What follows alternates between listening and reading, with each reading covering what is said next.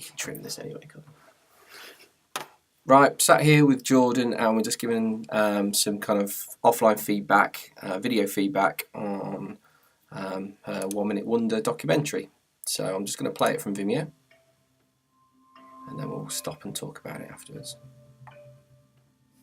I've always drawn and been into sort of anything artistic since I was a kid, and just enjoyed being creative, and I just aspire to be the best I can be and create the best work that I can. I've got lots of different interests. We like to collect taxidermy and kind of oddities and find them quite inspiring to have around us. There's a lot of artists that inspire me because I like to travel and kind of collect work from different people, but then fine artists and illustrators, and I think you can find inspiration in lots of different ways. My name's Kaya O'Rourke and I'm a tattooist. Right, there we go. Lucci emotions.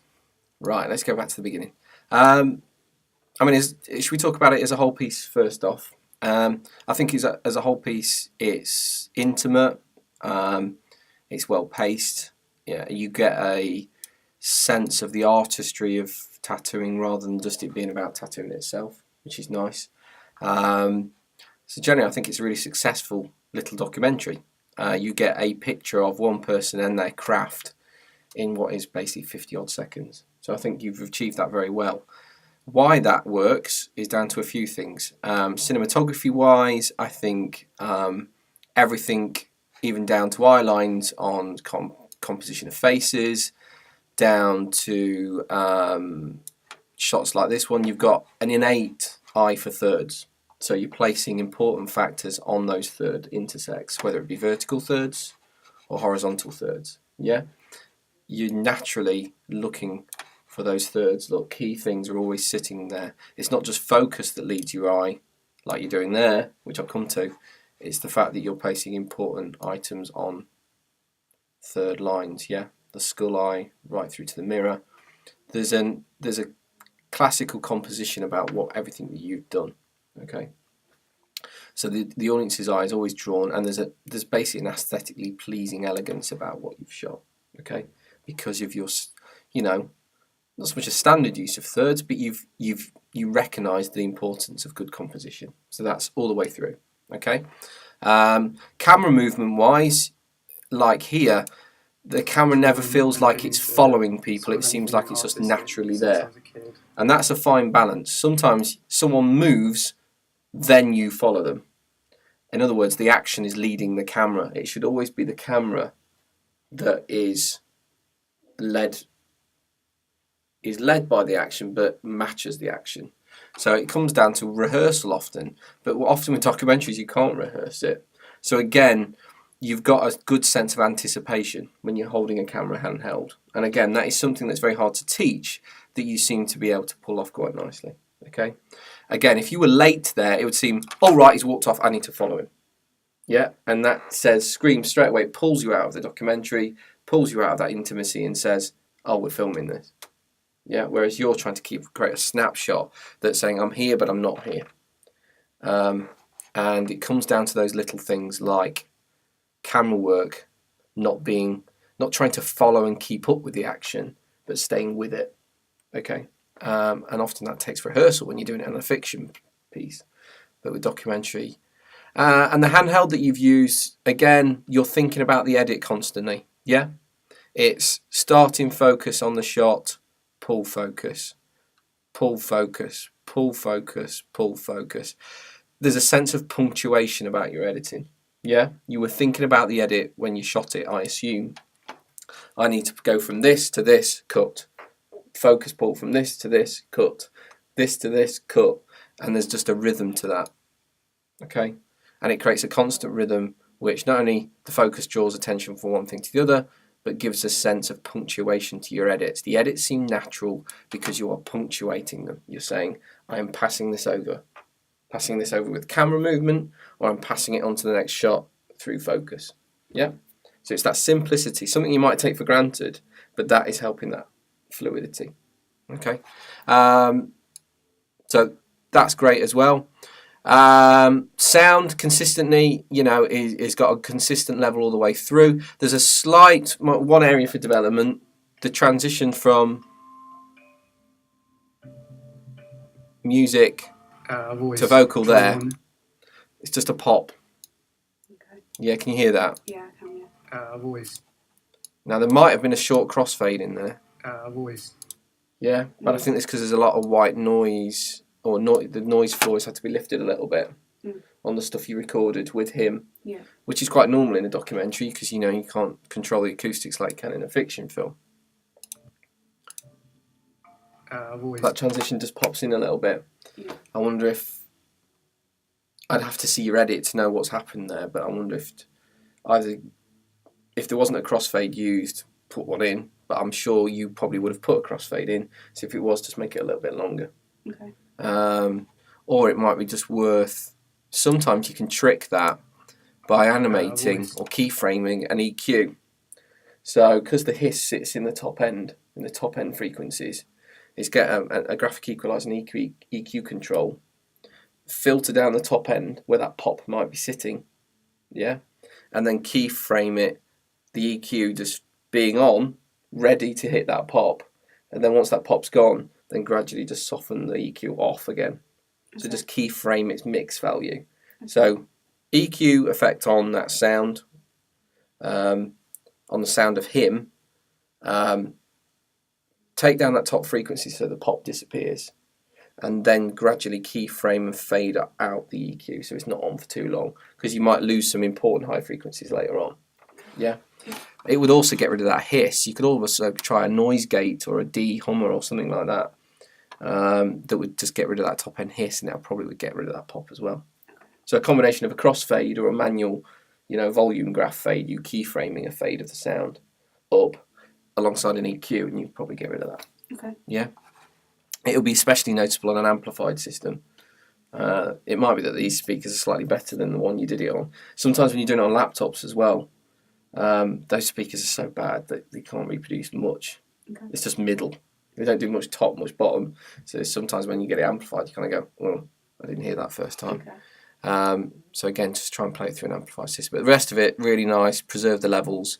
His vocals all within legal range. I don't know if you just went through and normalised it all, or whether it's just a good recording level. Either way, it's good. Okay. I mean, you've nailed the style as well. I mean, it's very much your own, but also there's a sense that there's a photographic quality about it. Did you have the aperture purposely wide open a lot to get those shallow depth of fields? Yeah. Or were you shooting on a long lens and to do tight shots? It was on my 50mm, I think. Okay, so fairly long. Yeah. But yeah, I wanted to get, because when we did look at the 1 minute wonders, there was a lot of focusy, out of focus parts, and so I wanted to get that. So it's about matching the genre, yeah. But well, what that does, that shallow depth of field brings intimacy into a documentary. You've picked tight shots, which is good. You're picking out those little details, those little slightly idiosyncratic things in the shot that you wouldn't normally associate with tattooing, that make that particular shot and his particular world rather than someone else's. Yeah. If you just, got shots of people being tattooed and, the inks, then that could have been any shot. But the fact you've picked out those the skulls, the birds, all those kind of things, that says that's his shop. Yeah. And those tight shots make it intimate. And then the depth of field adds another weight of intimacy to it. Yeah, with his vocals over the top. You haven't just gone wide shot, wide shot, wide shot. You've picked out the particular details in an intimate way through tight framing, through shallow depth of field that draws us into his little world that he's got here. Again, the only thing that jars for me, again, is an area for them. That's a nice shot at the end. Not only indicative of the genre, but matches the rest of his shots, that focus pull there. But that just seems a little bit flat to me. Just that one shot. Okay, yeah. And it's almost... Would that be the same with the beginning part? Did I use it at the beginning? No, his beginning, there's a nice softness to it, look. You see what I mean? There is a shallow depth of field there. That just seems quite flat, that one. Okay. And it might be. I'm just trying to think how you could have done that. Because I know I had a bit of a battle because inside the shop was like the lights that we have out there. So like fluorescence. But the shop window was massive. So you had a mixture of daylight and fluorescent in there, yeah. So you probably had too much light in there. Maybe. So you stopped down, and that's what happened. And because if you're using a long lens, you couldn't get any further this way because you'd fall out the window. Yeah. I mean, an interesting shot might have even been to have him talking and you shooting through the window. I don't know. Or it might have been just shoot what he said here in that shot. Oh, I get what you mean. Do you see what I mean? To keep the intimacy going. You start wide. I can see what you've done. You've gone wide, close, close, close, intimate, intimate, intimate. Come back out again. Yeah. And then out. But it could have been that he said that in that shot. Yeah. And it diffuses out. I don't know. But don't, just a little bit of, because the other shots are so nice, that's the important thing. They're so intimate, so kind of film-like with their shallow depth of field, that one just sticks out as maybe not a bad shot by any means. It just means, I don't know. Yeah, there's not the same. I get what you mean. Sense of depth to it. Yeah. Yeah, and sense of tactile intimacy to it. Yeah. That would have been just get a longer lens, get further away from him, or even just look through. If you'd been put yourself front onto him here, from this angle, and then looked all the way through this doorway in the background and all that stuff, it would have added a lot more depth to the shot. Okay. And you would have seen a fall off of focus, even with it quite closed up. You still would have got over distance. Okay. But again, you might have had too bright a window outside here that was going to blow out him. You know, there's always those choices, those compromises you make. Okay. Do you know for what is a useful thing? Is getting a variable ND filter for the end of your lens. So if you get an ND filter and screw it onto the end of your lens, and the ND filter is a variable one that allows you to change the amount of neutral density that's on the lens. Neutral density obviously stops the amount of light coming in. Yeah, it puts a smoked lens of various intensities onto the lens and stops light coming through. Okay? So what you can do is open up your aperture wide up on your lens, so you're getting the shallow depth of field, but that'll let too much light in. So then you screw on an ND filter, and that stops down your light again. Whereas you've still got that shallow depth of field. Right. And they're actually worth investing in. You can get them for like 20, 25 quid. Right. And your variable one, you can slide it to vary how much neutral density you've got on the front to balance out how much light you're letting in with your aperture. And that's a big trick in films often when they want to get that shallow depth of field look all the time. They're out in a desert with the light so bright, it's just blown out. They can then ride it back with a neutral density filter. Right. So they've got a nice shallow depth of field, but they've stopped the amount of light coming in. So that can work using filters to get back to where you need to be. Okay. So yeah, but they're very small things. Generally a very good piece of work. And you've nailed the style, but you've made it your own. You've given an intimate portrait through various technical attributes to give us a sense, a nice picture of someone who's an artist rather than just someone who does tattoos. Yeah, it's not really about tattooing, it's about what he does for his art. Yeah. And I think that comes across. Yeah. Yeah. Does that help? Yeah. Thank you. Okay.